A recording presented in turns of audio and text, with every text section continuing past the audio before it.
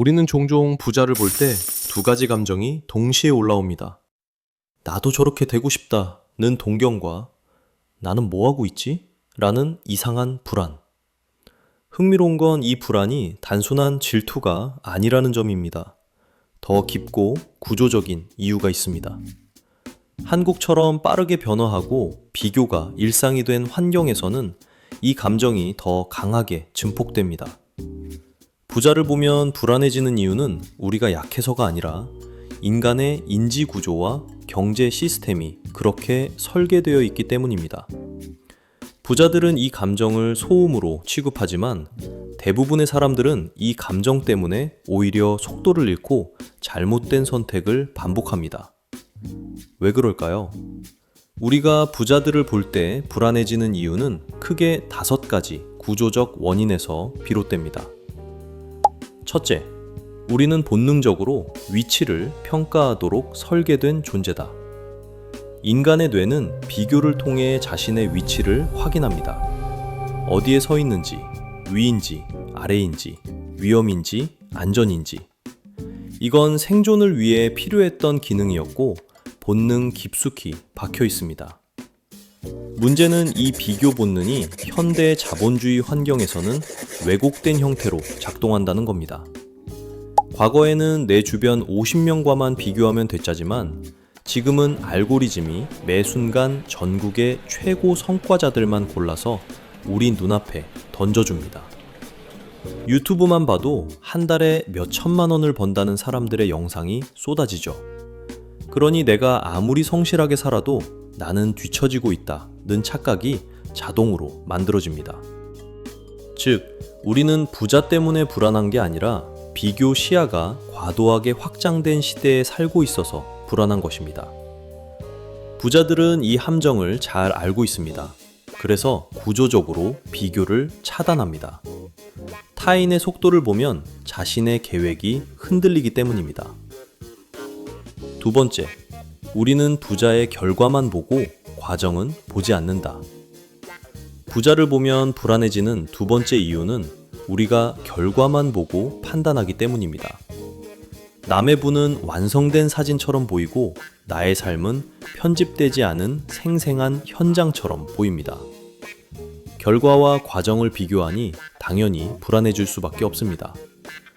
더 큰 문제는 우리가 보고 있는 부자의 대부분은 극단적으로 성공한 상위 0.1%의 이미지라는 점입니다. 평균적인 부자가 보여지지 않고 극단적인 부자만 알고리즘에 의해 계속 재생산됩니다. 이 구조에서는 나는 왜 저기까지 못 갔지? 라는 생각이 들며 자기 속도를 잃고 조급해집니다. 부자들은 이걸 편향된 정보 구조라고 부릅니다. 그래서 부자들은 남의 결과보다 자신이 통제할 수 있는 구조, 즉 현금 흐름, 리스크, 포트폴리오, 시간 관리 같은 변수에만 집중합니다. 세 번째, 부자를 보는 순간 나의 미래 시나리오가 시험대에 오른다. 부자를 보면 불안해지는 이유는 그들의 존재가 내 미래의 거울 역할을 하기 때문입니다. 우리는 부자를 보는 순간 자동적으로 이렇게 생각합니다. 저 사람은 저기까지 갔는데 나는 어디쯤일까? 저 사람처럼 못 가면 나는 실패한 건가? 나는 지금 제대로 가고 있는 걸까? 부자들의 나이가 나보다 어리거나 많거나 같거나 그에 맞춰 내 위치를 가늠하죠. 부자의 존재는 내 미래 계획에 단기적인 압박을 넣습니다.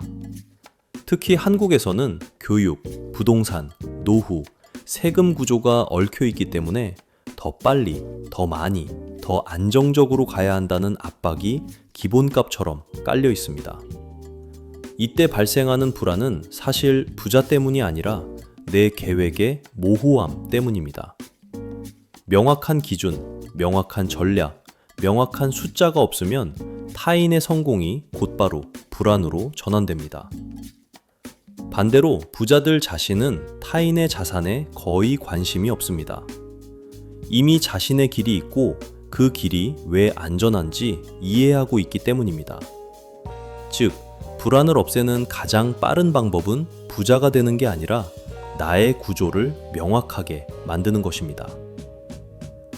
네 번째, 우리는 부자를 행운, 비밀, 정보의 산물로 착각한다. 우리는 종종 부자를 볼 때 이렇게 생각합니다. 저 사람은 좋은 타이밍을 잡았겠지? 나보다 정보가 더 많겠지? 배경이 다르니까 가능했겠지? 이런 생각은 편하지만 동시에 불안을 키웁니다.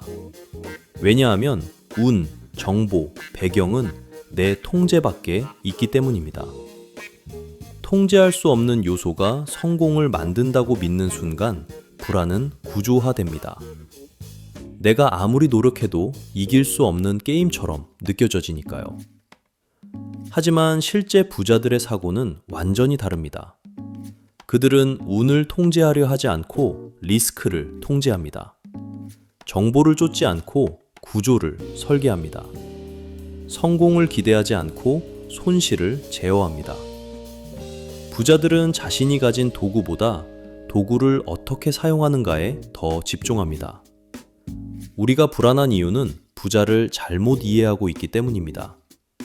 그들은 비밀 정보나 운으로 부자가 된 게 아니라 대부분 시간, 현금 흐름, 리스크 관리, 포트폴리오라는 계속 반복 가능한 구조 위에서 부를 만들어냅니다. 이걸 이해하면 부자를 보면 불안해지지 않고 아, 저런 구조를 만들면 되는구나 라는 확신이 생깁니다. 마지막 다섯 번째, 우리는 부자를 보면 동시에 나의 한계를 떠올린다. 사람이 느끼는 가장 깊은 불안은 남과 비교해서 생기는 불안이 아니라 내가 지키지 못한 나에 대한 실망에서 나옵니다. 부자를 보면 저 사람은 해냈는데 나는 왜 못하고 있지? 나는 도대체 어디서 시간을 잃고 있는 걸까? 이대로 가면 10년 뒤에 괜찮을까? 이런 질문들이 나를 괴롭힙니다. 부자는 나의 부족함을 증명하는 존재처럼 보입니다. 그래서 불안은 부자에 대한 감정이 아니라 나 자신에 대한 감정으로 나타납니다. 하지만 이 감정을 제대로 해석하면 방향이 보입니다. 부자들은 이런 감정이 올라올 때 자기 비난으로 가지 않고 구조적 진단으로 전환합니다. 내 현금 흐름 구조는 안정적인가? 리스크 관리가 가능한가? 10년 뒤에도 반복 가능한가? 시간을 사는데 돈이 쓰이고 있는가? 이 질문들을 던지며 자신의 시스템을 계속 점검합니다. 불안이 아닌 개선을 위한 신호로 바꾸는 것입니다. 이게 부자와 일반인의 가장 큰 차이입니다. 즉, 결론은 우리는 부자를 보면 불안해지는 것이 아니라 부자를 통해 내 현재의 구조를 보게 되기 때문에 불안한 겁니다. 부자를 볼 때 불안해지는 이유는 단순하지 않습니다.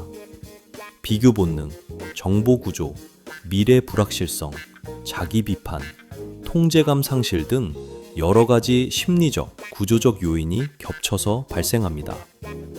그러나 부자처럼 사고하는 사람들은 이 감정을 두려워하지 않습니다. 이 감정을 통해 자신의 시스템을 점검하고 불필요한 소비를 줄이고 현금 흐름 구조를 정비하고 리스크를 축소하고 장기 전략을 강화합니다. 불안은 문제의 징후가 아니라 방향을 바로잡는 신호일 뿐입니다. 부자를 보면 불안해지는 이유를 제대로 이해하는 순간 그 감정은 더 이상 나를 흔들지 못합니다. 부자를 부러워할 필요도 두려워할 필요도 없습니다. 우리가 해야 할 일은 단 하나, 내가 통제할 수 있는 구조를 차근차근 만드는 것. 그 구조만 갖추면 부자에 대한 불안은 자연스럽게 사라지고 대신 차분한 확신이 자리에 들어옵니다.